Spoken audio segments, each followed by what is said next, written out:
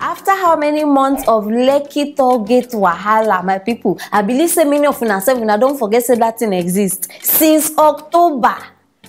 E no relax, so many of una go even think say the matter don't die. E never die. My people, all this why, you know, say they tell us say they investigate how many people die, who they bury, who body they go pick. In fact, many wahala. Finally, my people, the Lagos Judicial Panel don't bring us conclusion for meeting where they get. And that meeting, some human rights activists been there, lawyers been there, the youth representatives for Lagos, they also there. My people, no be small matter. Last, they come, they talk, arguments. Una know how this meeting they go. Now, they don't conclude, say, hey, they go reopen Lekki toll gate. It be like so una no hear me very well. Lekki toll gate, the place where they kiki people, where they even video and they talk say all those videos now, Photoshop, montage, all those plenty things. They say that they reopen and now without final investigation. Hey, my people, this matter now is very serious. But no be even that one even bust my head now. The one will shock me now, my people, Segun. I dey sure say many of una know this guy na human rights activist. His name na Segun Awosonya. The way this guy won't kill himself that year for people. Hey, if they tell me say this guy go do this thing now, wallahi I go keep person. The guy now, matter don't reach me say na he himself even vote make they open Lekki toll gate. I be wetin dey happen to people for this Nigeria. What be saying nowadays, the people wey before they fight for us now, in fact, I don't even know whether they give them money, because their mind just they change. Without any reason, you go just here say this one before they support this one, now you don't turn back. My people, many wahala now. And this thing are going to cause confusion. Because everybody don't they fight. I beg, as soon as they see me like this, in fact, my no na capital letter. I know they see, wait be the reason for opening Lekki toll gate again. So, after people die, una don't leave investigation for who? Nobody won't ask again. Say, okay, what happened to those people who die? They no go even give justice. Nothing. Just like that. So now, may they go open. Hi! Lagos State Governor. Lagos, see, you don't fail Lagos youths. Baje. You fail them. Big time. Seriously, because I don't even expect this thing from this man. You they in charge of Lagos. When are you supposed at least raise hand? Una wicked. Seriously. Sometimes I wonder if these people get hurt. Or whether not just plastic they for this side. Waiting. Ha! Hey, Chineke. Segun. See, it no go better for you. If you like say they swear for you, it no go better for you for this thing way they do. Some of I don't know, una think say for this life nothing bad will ever happen to you. For the first say it never happen, no me say it nothing happen. So now what always they tell una, put yourself in people's shoes. It is very important. Tomorrow will be your turn. And person like this now you don't go vote now, may they open Lekki toll gate. Tomorrow, if something happen to you or any of your family member, you go come online now, come they disturb us. They disturb our peace.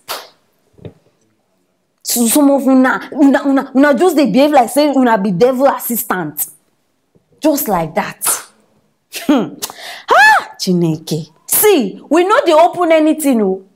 We are not opening anything. In fact, if una like, go look. See, this time around, the protest what we do before, na bread and beans. This one where they come, na stone. Una not even feature one. We know they open anything until they do justice for everybody who die, for their family members. We know they open anything. And if you not say you dey in support of me, as I dey talk like this, join me for this protest, because this second one, it go be fire. Nigeria government, una think say una mad. We dey come show una say we are mad. In fact, this one, look me very well. Make una look this face. this fine face when I see like this, I go there forefront of this protest. I go there front. I go. I dey very serious because this one, I don't tire. I don't tire. Everybody just they think of their selfish reasons. Everybody, not only their pockets. Now only no. Give me one reason why these people they open this thing. If not be saying for their pockets, give me one reason. Because they want start to they collect money. They want start they collect money. No be waiting they happen before. The only thing we Nigerian youths ask una justice. Wetin they get in return? Bullets. Una start they shoot. Una start they beat people. The ones we injure, the one we go hospital, we no even survive. All in the name of justice. Now just justice they ask una for. And some of una go they go church, una go they pray, una go they ask God. No wonder our life just be like this. And now the reason why me I even like God, you know why? If God want do you something, He go touch you where He pain you pass. Now why all of una children go start they misbehave? Now why they go start they misbehave? Now we open targets. Una never investigate matter. Una think say una smart. Hey, una think say una smart. Una don't see mugus. All of us now don't turn us to mugus. Because before they tell us, hey, we're on the matter, we're investigating this one. For how many months, my people?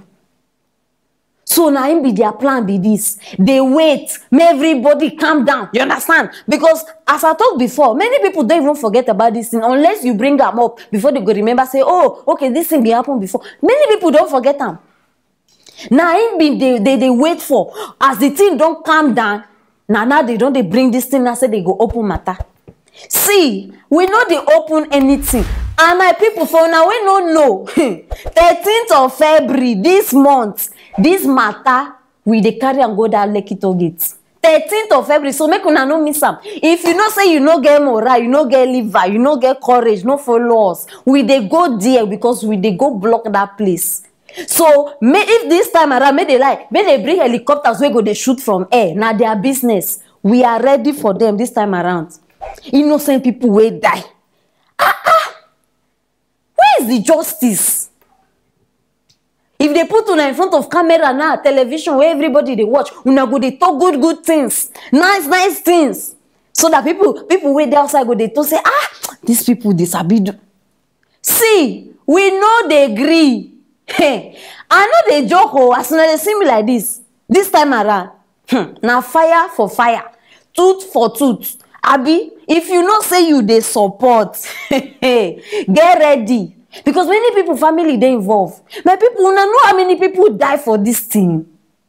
We don't feel living like that. We don't feel living like that. If these people open this toll gate, we know what it mean. Last, this matter we go forget them.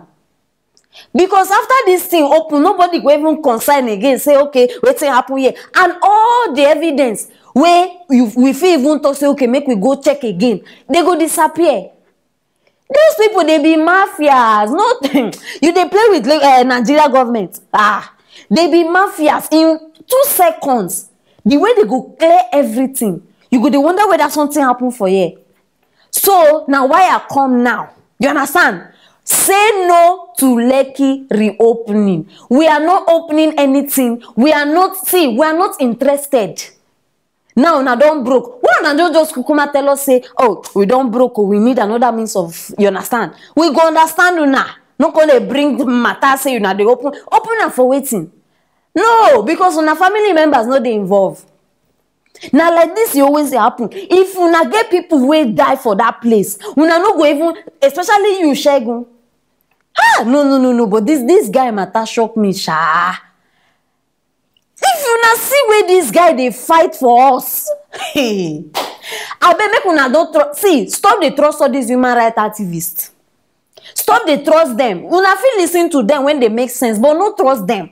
No rely on their words because they go fail us. They go fail us. See this one. The only one now where I don't go even this shock again because I don't already shock finish. Now Aisha. If Aisha come out now, can't change mouth. I don't go this surprise. Because all of them, be like said they don't they give them some amount of money. Now God go just protect us, my people. Now only God go protect us. Now why I bring this matter? You understand? So make una get ready.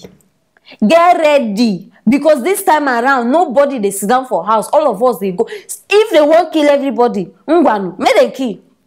Make them kill. But one thing wey me I know be say, you understand, God know they sleep. As they don't, the wicked people they go. Their time go soon reach, my people. Their cup go soon full. Now him still there here. So I want to know what you not think. If una dey in support of this protest where we dey plan now, I bet signify. If you know say you go, we no need coward people. People where you understand.